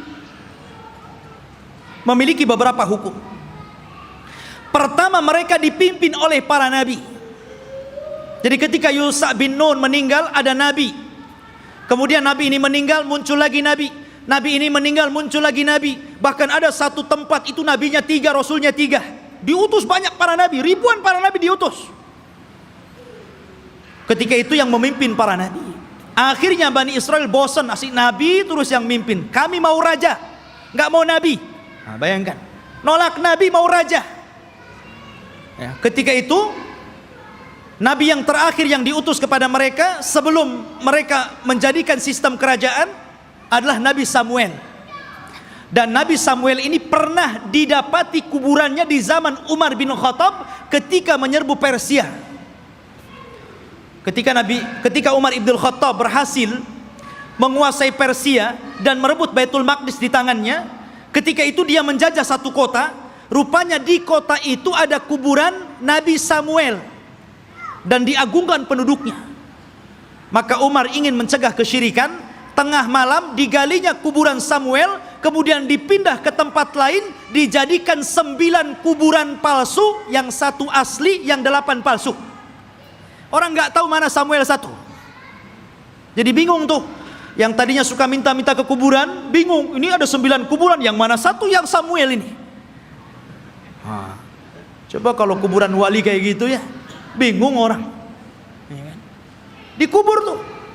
Dikubur tempat lain, malam-malam dibuat kuburan palsu banyak-banyak. Di zaman Umar bin Khattab. Makanya Umar itu orang yang paling keras dalam penyimpangan tauhid. Ketika ada orang yang kemudian mulai sholat di satu pohon yang dulu Rasul pernah berbaiat, namanya Baiatur Ridwan, karena sudah mulai digunakan sholat, meminta-minta, ditebang pohon itu sama Umar. Nggak boleh ada orang kesini lagi, walaupun Rasul pernah berbaiat di sini. Harusnya antum begitu. Kalau ada pohon beringin, orang minta-minta di situ, ambil singso, tebas tuh beringinnya.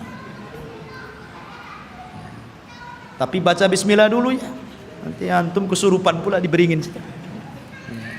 Khotibin ini dimuliakan Allah Azza wa Jalla. Kemudian akhirnya kata Nabi Samuel, baik. Karena ketika itu ikhwatufidin ini dimuliakan Allah Azza wa Jalla, karena terjadi perang saudara, maka muncullah di luar dari Bani Israel ada satu kelompok besar namanya Jalut. Jalut ini orangnya besar-besar raksasa, ya, dan punya pasukan besar. Dialah yang kemudian mengambil tabut. Tabut itu isinya apa?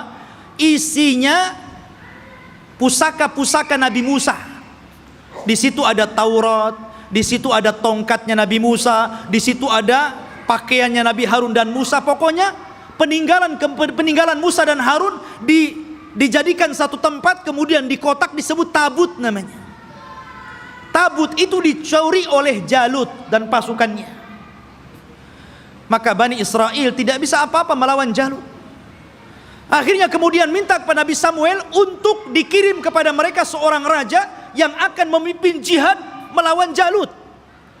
Maka Nabi Samuel kemudian atas perintah wahyu dari Allah, maka ditunjuklah Talut sebagai raja pertama Bani Israel. Talut ini orang miskin, tukang ngasih minum keledai penggembala, ya kan? Kata Bani Israel, masa si Talut jadi raja? Siapa si Talut itu kan gitu? Nggak punya nasab, orang miskin, nggak punya harta, nggak mau.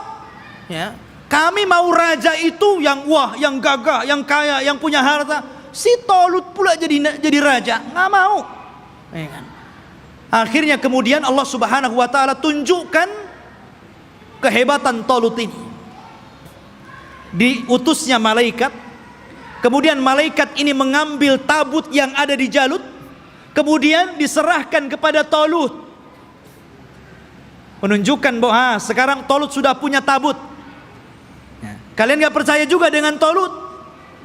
Dari situlah sebagian mereka mulai mau mengikuti Talut dan sebagian yang lainnya mau menolaknya.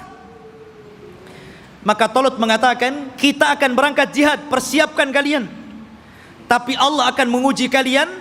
Kalau nanti kalian melewati sungai, jangan banyak minum di situ. Kalau mau minum, bolehlah satu kepal, gurfatan wahid, ya satu dayung saja, nggak boleh banyak-banyak. Kalau banyak-banyak kalian akan kalah.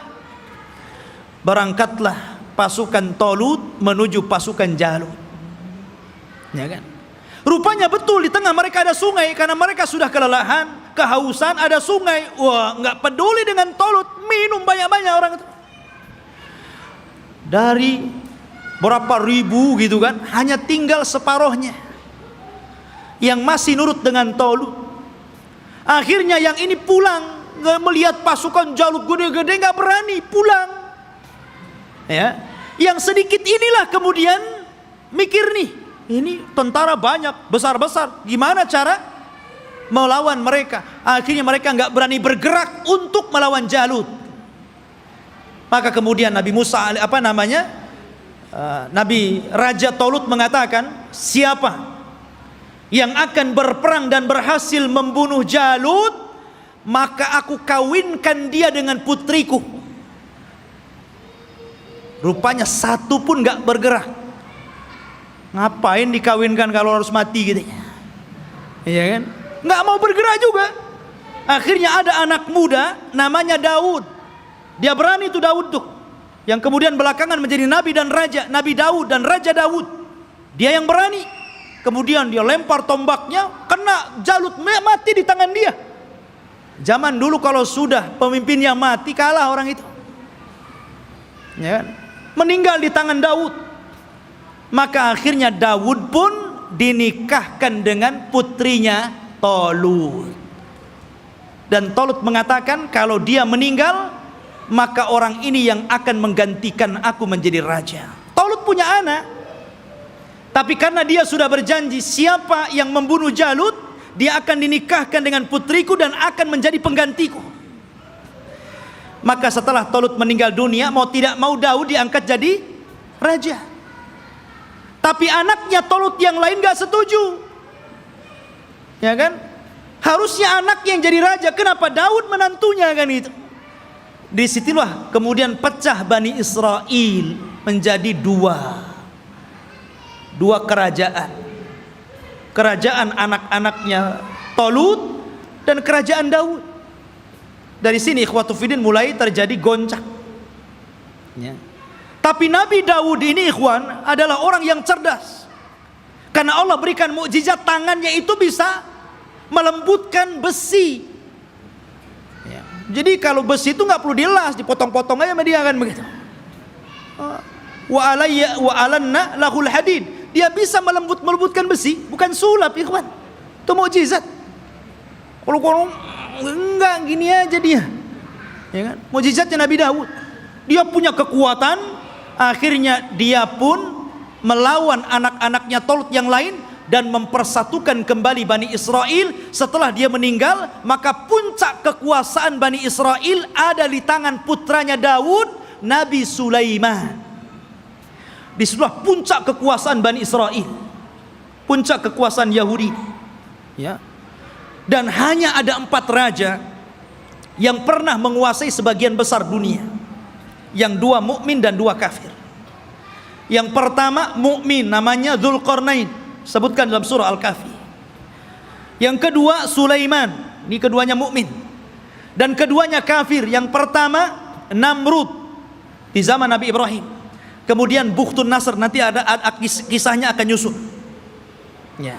Jadi Sulaiman ini Allah Subhanahu wa taala berikan kekuasaan yang tidak diberikan kepada orang sebelum dan setelahnya. Dia bisa menundukkan awan, dia bisa menundukkan jin, dia bisa menundukkan burung-burung, dia bisa menundukkan tumbuh-tumbuhan. Masya Allah, ini raja alam nyata dan gaib ini, Nabi Sulaiman ini. Ya. Jadi jin tunduk sama dia.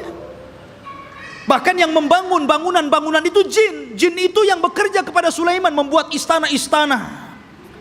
Makanya ketika Sulaiman meninggal dunia, jin itu kan tidak tahu yang gaib. Disangkanya Sulaiman masih hidup dan tidur di singgasana. Asik bekerja saja mereka kan. Baru setelah Sulaiman roboh dari singgasananya, kata jin, oh kalau tahu Sulaiman sudah mati dari dulu, ngapain saya kerja, katanya. Nah, dari sini menunjukkan jin itu tidak tahu yang gaib. Kalau jin tidak tahu yang gaib, berarti dukun lebih tidak tahu yang gaib.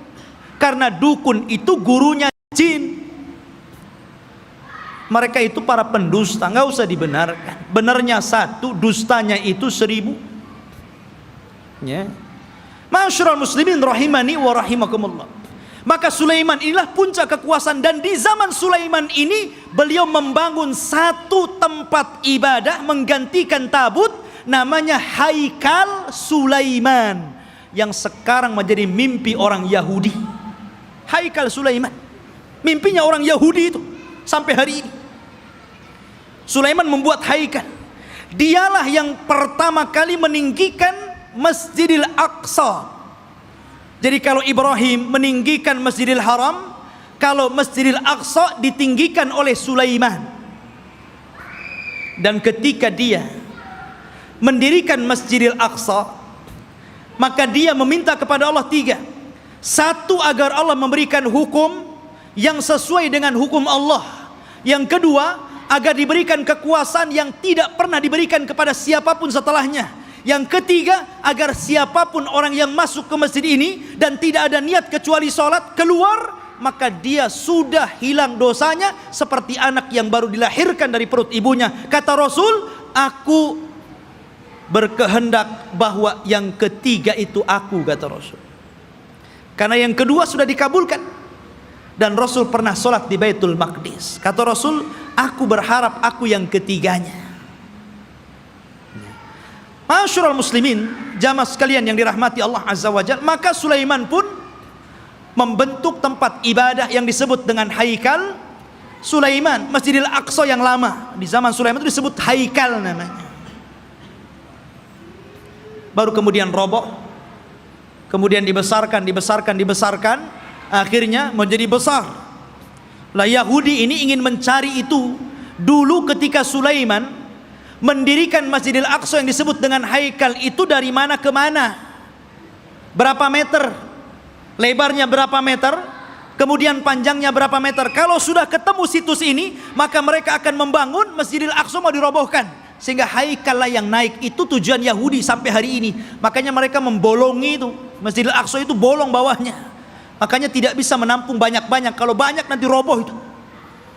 Karena di situ ikhwatu fiddin, di bawah tanahnya itu, di bawah tembok ratapan itu, mereka mencari-cari di mana tempat haikalnya Sulaiman. Jadi para ilmuwan Israel terus mencari dan akan membangunnya. Dan mereka ingin mendirikan Israel Raya persis di atas Haikal Sulaiman. Makanya si Trump itu, Donald Trump ya, mereka orang-orang Israel didukung oleh Amerika untuk menguasai Yerusalem, yang memang Masjidil Aqsa ada di situ, dan bercita-cita untuk membuat negara Israel Raya. tepat di atasnya haikal Sulaiman.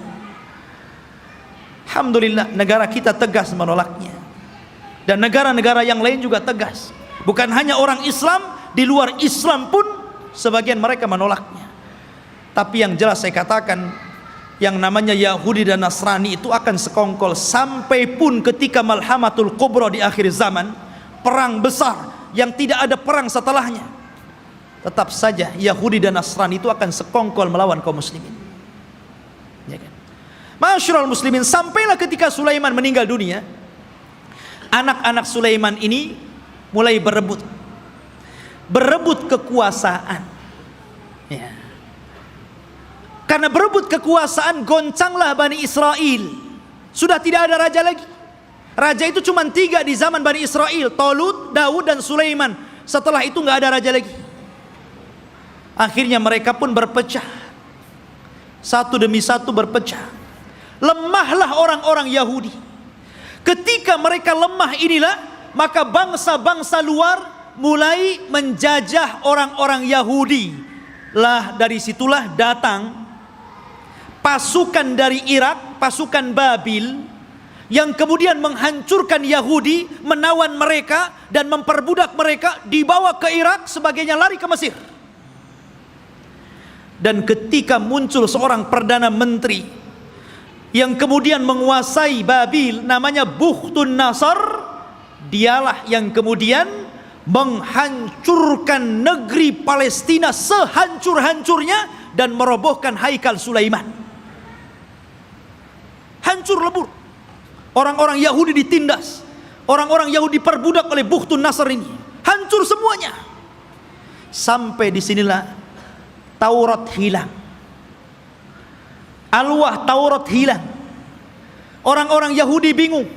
Akhirnya sebagian mereka mulai merangkai Taurat, sehingga akhirnya dari situlah kemudian campur tangan ucapan firman Allah dengan campur tangan ucapan manusia, mulailah muncul pada Taurat. Sehingga kemudian Taurat mulai berubah dari aslinya, yuharrifunal kalima an mawadi. Dari sinilah Yahudi tersesat. Karena alwahnya Taurat, papannya hilang, berceceran kemana-mana. Karena Palestina dihancurkan Bukhtun Nasr. Lah ketika hancurnya Palestina ini, datanglah seorang nabi, namanya Uzair. Nabi Uzair, ya kan? Datang, kemudian melihat kehancuran Palestina yang luar biasa. Haikal Sulaiman roboh, kota Palestina hancur, orang Yahudi dibantai, orang Yahudi diperbudak di Babil, Irak, gitu kan. Maka dia berpikir, kaifa yuhyillahu ba'da mautiha. Bagaimana Allah bisa menghidupkan kota yang hancur setelah dulu kota ini sangat ramai, sangat indah, sangat bagus. Akhirnya Allah Subhanahu wa taala menidurkan Nabi Uzair 100 tahun. Fa'amatahullahu mi'ata amin summa ba'athah. Maka kemudian Uzair pun ditidurkan Allah 100 tahun. Kemudian dibangkitkan seolah-olah baru tidur sejam 2 jam, karena ditidurkan di waktu duhur dan dibangunkan di waktu asar.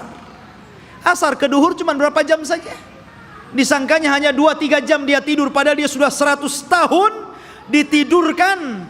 Dan Allah bolak-balikan badannya sehingga badannya tidak hancur, dan Allah biarkan badannya muda terus, sehingga ketika 100 tahun dia dibangkitkan, orang sudah tua dia masih muda. Orang udah janggutnya panjang-panjang, udah pakai tongkat bungku-bungku, dia masih muda saja. Maka ketika dia mencari rumahnya, ya namanya rumahnya ya tahu di mana. Rupanya rumah itu masih ingat di mana letaknya. Rupanya di situ ada nenek. Rupanya nenek ini dulunya bekas pembantunya, lebih muda jauh, tapi sekarang lebih tua jauh. Siapa kamu? Saya Uzair. Uzair dah mati 100 tahun, kau ngaku Uzair pula, katanya. Mana buktinya kau Uzair? Akhirnya ditunjukkan bukti-buktinya. Kaget nenek ini. Oh, kamu ini tuan saya, kamu Uzair. Menyebarlah nama Uzair di Bani Israel. Maka orang pun menganggap Uzair itu anak Tuhan. Wa qalatil yahudu Uzair ibnullah wa qalatin nasara al-masih ibnullah. Berkata orang Yahudi Uzair itu anak Allah, berkata orang Nasrani al-Masih ibnullah, anak Allah. Karena Uzair masih hidup. Mereka katakan ini anak Allah, kalau bukan anak Allah nggak mungkin hidup selama ini dan masih muda. Dan ketika dia mencari puing-puing papan-papan Taurat, dia tidak tahu di mana letaknya. Maka Allah ilhamkan mampu menghafal Taurat dengan pemikirannya, sehingga orang-orang menyangka Musa saja membaca Taurat dari papan, dia membaca Taurat dari pikirannya, berarti dia adalah anak Allah. Orang Yahudi bilang Uzair anak Allah karena mampu menghafal Taurat.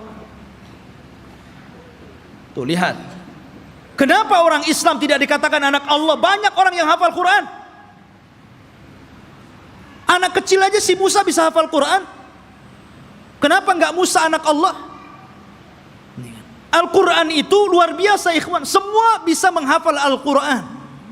Bisa Quran dihafal. Anak kecil bisa hafal Quran. Tapi enggak ada sejarah orang hafal Taurat. Enggak ada sejarah pastor hafal Injil. Enggak ada. Tapi Taurat dan Injil tidak bisa dihafal, tapi Quran bisa dihafal. Ini mukjizat namanya. Quran itu bisa, walaqad yassarna Qur'ana lidzikri. Allah mudahkan Quran itu untuk diingat. Ma'asyiral muslimin rahimani wa rahimakumullah. Maka itu kisah Nabi Uzair. Akhirnya kemudian Yahudi pun ditindas. Maka setelah kemudian zaman Bukhtun Nasr berlalu, datanglah Persia menyerbu dan menang. Maka orang-orang Yahudi dikembalikan ke Palestina. Setelah itu datang Romawi dan memenangkan Persia. Akhirnya orang Yahudi diperbudak lagi. Sebagian mereka hijrah sampai ke Madinah. Inilah sejarah kenapa dahulu di zaman Rasul ada orang-orang Yahudi di Madinah. Karena ketika Romawi berhasil mengarahkan Persia, maka orang-orang Yahudi banyak yang diperbudak, sebagian mereka lari. Dan mereka punya ramalan bahwa kelak akan muncul seorang nabi di tanah yang banyak pohon kurma, yang kemudian belakangan disebut Yathrib dan belakangan lagi disebut Madinah Al-Munawwarah. Berangkatlah mereka ke Madinah, suaka besar-besaran ya. Tapi kemudian setelah tahun 1700-an belakangan ke sini gitu kan, maka mulailah orang-orang menggagas untuk mengumpulkan orang Yahudi, kemudian mengumpulkan di Palestina. Kemudian pada tahun 1940-an gitu kan, barulah kemudian atas bantuan Inggris dan Amerika, akhirnya orang-orang Yahudi diresmikan untuk membuat negara sendiri yang sekarang disebut Israel. Israel, bukan Bani Israel. Karena kerajaan Israel ini ikhwan, itu berbeda dengan Yahudi. Itu dua pecahan yang berbeda ya. Yahudi ini keturunan Yahuda, kalau Israel berbeda. Karena Israel ini masih mengagungkan para nabi, tapi Yahudi itu membenci para nabi. Mereka lah yang membunuh Nabi Zakaria sehingga digergaji sampai mati. Dialah yang membunuh Nabi Yahya bin Zakaria, disembelihnya sampai mati. Dia pula mengklaim sudah membunuh Nabi Isa bin Maryam dan mengatakan anak zina dan dibunuhnya. Walaupun Al-Quran mengingkari terbunuhnya Isa dan mengatakan Isa tidak dibunuh, Isa disalib, Isa tidak disalib, dan Isa diserupakan bahkan dia diangkat ke langit. Tapi orang Yahudi mengklaim sudah membunuh Isa. Itulah kisahnya orang Yahudi. Jadi orang Yahudi yang sekarang ini hanya sandiwara orang-orang itu, orang-orang kafir, orang-orang Inggris dan Amerika saja. Mereka membuat cerita bahwa seolah-olah itu adalah tanah mereka. Demi Allah, sejengkal pun bukan tanah Yahudi. Bagaimana kemudian Donald Trump mengumumkan untuk memindahkan ibu kota Yerusalem sebagai ibu kota Israel dan akan mendirikan Israel Raya di atas Baitul Maqdis. Maka kita harus bangkit. Nggak bisa seperti itu. Satu jengkal pun mereka nggak punya tanah. Bagaimana mungkin kemudian mereka mengklaim ini tanah Yahudi? Dan di akhir zaman yang mereka ramalkan memang akan menjadi kenyataan. Mereka meramalkan setelah Haikal Sulaiman terbangun, maka akan diutus kepada mereka Imam Mahdi yang ditunggu-tunggu, namanya Dajjal. Dajjal itulah Imam Mahdi yang ditunggu-tunggu mereka. Makanya kita lihat simbol Zionis itu simbol mata. Karena Dajjal itu cuma satu matanya di sini. Makanya kemudian mereka menganggap bahwa itu Imam Mahdi mereka yang mereka tunggu. Makanya dalam Islam pun dibenarkan, karena kelak Dajjal itu akan diikuti 70.000 Yahudi Asfahan. Mereka akan mengikuti Dajjal.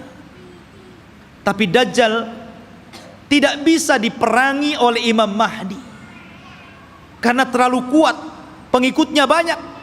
Makanya kemudian Imam Mahdi terkepung di sebuah bukit. Akhirnya mereka pun harus kemudian bersembunyi di Bukit Tur, sampai Allah turunkan kepada mereka Isa bin Maryam, dan itu cita-citanya Nasrani. Jadi Nasrani ini mereka meyakini bahwa Isa akan turun. Isa yang mereka yakini sudah disalib dan sudah dibunuh, kemudian dihidupkan kembali setelah 30 hari, kemudian diangkat ke langit dan akan diturunkan di akhir zaman. Ini Nasrani ngakui. Dan Nasrani mengakui bahwa Isa ini kelak akan membunuh Dajjal dan akan memimpin dunia, dan dunia akan dikuasai Nasrani. Padahal Isa turun hanya tugasnya membunuh Dajjal, mematahkan salib, membunuh babi, dan menegakkan hukum sesuai dengan hukum Imam Mahdi yang notabene mengikuti ajaran Islam. Karena dia sholat di belakang Imam Mahdi. Isa turun di malam hari, di waktu subuh. Ketika itu orang-orang sudah putus asa melawan tentara Dajjal. Maka Isa mengatakan, aku berikan 3 pilihan kepada kalian, kepada tentaranya Imam Mahdi yang tinggal sedikit itu.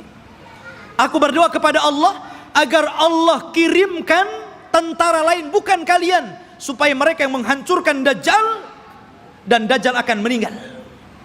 Yang kedua, atau aku berdoa kepada Allah untuk dikirim bencana besar, agar Dajjal terkena bencana dan pasukannya, sehingga kalian diselamatkan tanpa harus berperang. Atau yang terakhir, kita perang, saya pimpin kalian. Dan saya akan berdoa kepada Allah agar pasukan Dajjal tidak sanggup mengangkat senjata, kalian tinggal penggal lehernya, aku yang menghadapi Dajjal. Kata mereka yang ketiga enak nampaknya nih. Akhirnya mereka pilih yang ketiga. Berangkatlah setelah sholat subuh, mereka tinggal menggal kepala. Orang Yahudi, Nasrani, dan para pengikut Dajjal gak bisa apa-apa. Akhirnya mereka kalah, tunggang langgang, lari bersembunyi di batu. Batu bicara, hei ini Yahudi di belakang, bunuh dia. Lari di mana-mana, di setiap tempat dia sembunyi, makhluk Allah bicara di situ. Kecuali satu pohon yang tidak mau bicara, namanya pohon Gharqad. Hadis ini bocor kepada orang Yahudi, sehingga Yahudi nanam banyak-banyak pohon Gharqad di Israel. Tapi sayang kemarin kebakaran, nanam lagi dari awal. Ma'asyiral muslimin rahimani wa rahimakumullah, Gharqad ini nggak mau ngomong. Makanya orang Yahudi, Gharqad ini bukan cemara, memang bentuknya kayak cemara, tapi cemara bukan Gharqad. Nanti antum pula lihat cemara ditebangnya. Ini pohonnya Yahudi, nanti Yahudi sembunyi di sini katanya. Bukan, Gharqad lah, bukan cemara. Intinya ikhwatu fiddin yang dimuliakan Allah Azza wa Jalla, maka Dajjal berhadapan dengan Nabi Isa, dan Isa pun berhasil membunuh dan membawa kepalanya. Kemudian diberitahu kepada orang-orang bahwa dia telah membunuh Dajjal. Maka sebagian yang selamat dari orang-orang Nasrani kemudian beriman kepada Isa bin Maryam atas syariat Muhammad, sehingga Allah isyaratkan dalam Al-Quran, wa im min ahlil kitab illa la yu'minanna bihi qabla mautihi. Dan sebagian ahli kitab akan beriman kepada syariat Muhammad lewat Nabi Isa sebelum kematian Isa. Isa pun hidup selama 40 tahun. Di selang hidupnya inilah muncul fitnah yang lebih besar dibandingkan fitnah Dajjal. Fitnah apa? Munculnya satu kabilah yang bernama Ya'juj dan Ma'juj, dari keturunan Yafis ibn Nuh alaihi salatu wassalam, satu kaum yang tidak bisa diperangi. tidak bisa dibunuh, pasukan mereka banyak, satu dari kita 999 dari mereka. Anda bisa bayangkan. Jadi kalau kita melawan mereka, jadi satu dari kita melawan 999 dari mereka. Bayangkan. Sehingga ketika Allah azab dengan mengutus ulat dan mereka mati semua dengan ulat tersebut, bangkai mereka rata, sehingga setiap satu jengkal di tanah ada bangkainya. Nabi Isa berdoa kepada Allah agar Allah bersihkan bangkai-bangkai mereka, maka diutuslah burung pemangkai bangkai, tapi juga tidak habis semuanya. Maka Isa berdoa lagi agar diturunkan hujan dan banjir besar, akhirnya membawa jasad itu ke lautan dan menjadikan bumi kembali subur. Maka dari situlah mulailah berlangsung tanda-tanda alamat besar. Karena alamat besar itu kalau sudah datang, maka tasalsul akan terus berganti sampai kiamat dibangkitkan. Oleh karena itulah ikhwatu fiddin, inilah kisah Palestina dan Yahudi. Semoga menjadi pencerahan dan pengetahuan bagi kita. Semoga Allah subhanahu wa ta'ala mendoakan saudara-saudara kita yang ada di Palestina dan menggagalkan keinginan orang-orang kafir untuk menjadikan Yerusalem sebagai ibu kota Israel yang akan dibentuk sebuah negara Israel Raya. Mimpi mereka, tapi kita umat Islam tidak akan setuju dengan itu. Kita doakan terus agar saudara-saudara kita dimenangkan oleh Allah dan dihancurkan orang-orang kafir. Subhanakallah bihamdika asyhadu an la ilaha illa anta astaghfiruka wa atubu ilaik. Allahu ta'ala alam. Assalamualaikum warahmatullahi wabarakatuh.